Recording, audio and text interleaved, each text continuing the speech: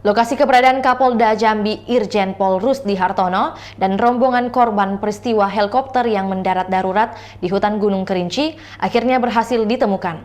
Titik keberadaan para penumpang tersebut ditemukan oleh tim evakuasi jalur darat yang bergerak sejak pagi tadi, Senin 20 Februari 2023 pagi.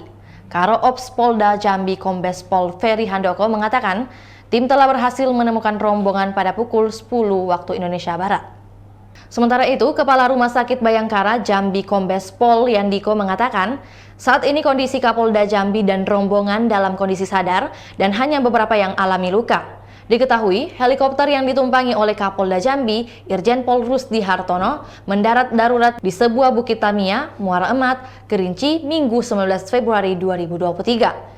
Helikopter Polri jenis Super Bell 3001 tersebut membawa Kapolda Jambi beserta rombongan dalam rangka kunjungan kerja ke Polres Kerinci.